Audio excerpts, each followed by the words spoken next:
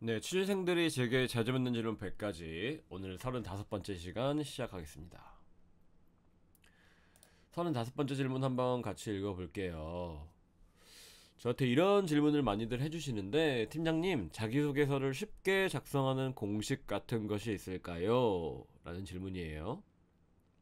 물론 이제 오늘 제가 공식 두 가지를 소개해 드리긴 할 건데, 여러분도 잘 아시겠지만, 자기소개서의 장르는 글쓰기잖아요? 어, 글이라는 수단으로 읽는 사람을 설득하는 것이기 때문에 글을 읽는 모든 사람들을 설득할 수 있는 딱 하나의 마법 같은 공식 같은 건 존재하지 않습니다. 그래서 저는 기본적으로 공식에 입각해서 자기소개서를 작성하는 것보다는 여러분들께서 자연스럽다고 느끼는 방식으로, 그리고 내가 가장 내 모습이 가장 잘 담겨 있다고 생각하는 방식으로 글을 작성하실 것을 추천드려요. 하지만 뭐 이렇게 끝내면은 제가 오늘 강의도 준비하지 않았겠죠. 그럼에도 불구하고 제가 취업을 준비할 때처럼 글쓰기라는 장르의 공포를 느끼시는 분들도 많이 계실 수 있잖아요. 그래서 이런 질문을 하신 분들은 특히나 그런 공포감을 가지고 계실 확률이 높기 때문에 저는 제가 지금까지 봐온 수많은 공식들 중 가장 과학적인 공식 두 가지를 제가 오늘 소개해 드리려고 해요. 먼저 첫 번째 공식은 오레오 공식이라는 거예요. 오레오 공식이라는 건데, 이 공식은 뭐 남캘리포니아 대학교 뭐 스파크스 박사라는 분께서 이제 조사를 하고서 만든 공식이거든요. 그분께서 아리스토텔레스부터 현대 작가에 이르기까지 위대한 고전 작품을 총망라한 이런 작품을 그레이트 북스라는 전집을 이제 살펴보신 다음에 수많은 텍스트, 수많은 글을 잘 썼다고 말하는 이런 작품들을 보니까 일정한 패턴들이 존재하더라. 그 패턴을 정리한 게 오레오 공식이라고 보시면 돼요. 저는 오레오 공식을 신경과학적인 관점에서 굉장히 과학적이다 라고 말씀을 드려요. 왜냐하면 일단 인간의 뇌는 처음 정보와 마지막 정보를 가장 오랫동안 기억을 하거든요. 처음과 끝을 가장 오랫동안 기억하는 인간의 뇌를 타겟팅했다는 점이 과학적이고요. 그 다음에 인간은 모든 것에서 이유를 찾으려고 하는 성향을 지니고 있어요. 왜냐면 인간의 뇌는 통제할 수 있는 것에 훨씬 더 편안함을 느끼거든요. 그래서 어떤 나의 주장에 대해서 어떤 근본적인 이유를 설명하는 것에서 지금 이 공식이 과학적이라고 말씀드릴 수 있을 것 같고요.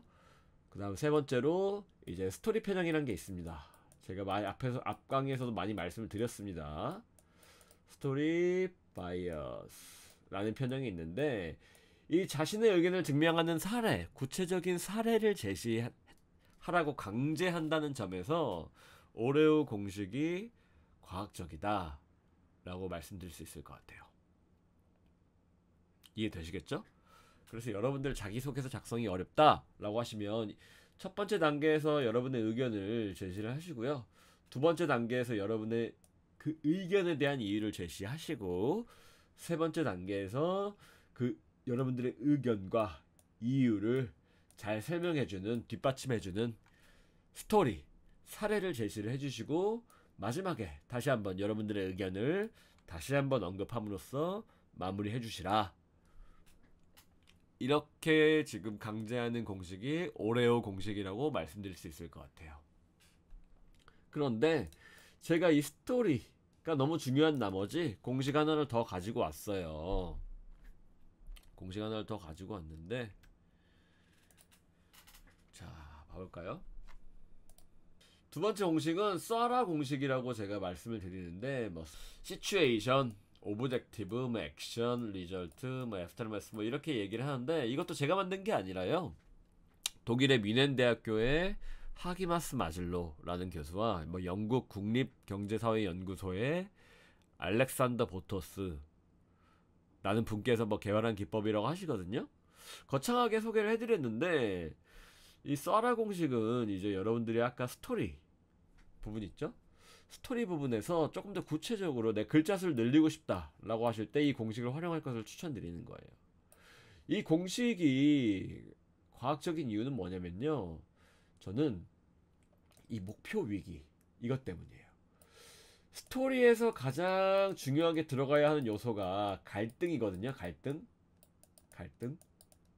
그래서 여러분들이 당시 어떤 목표를 위해서 당시 어떤 상황이었는지를 설명해 주신 다음에 그 상황이 왜 벌어졌는지, 무엇을 성취하는 것이 목표였는지, 그리고 그 당시에 어떤 고생을 하셨는지, 이런 갈등이라는 요소를 강제한다는 점에서 저는 쏴라 공식을 추천드리고요.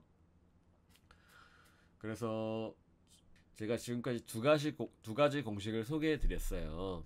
앞에 오레오 공식과 지금 뒤에 쏴라 공식을 소개해 드렸는데, 여러분들 이걸 활용하실 때 어떻게 하시라는 제가 한 가지를 까먹을 뻔했는데, 아까 여기가 스토리였잖아요. 그쵸? 여기가 스토리니까 여기서 쏴라 공식을 이렇게 활용하시라는 거예요.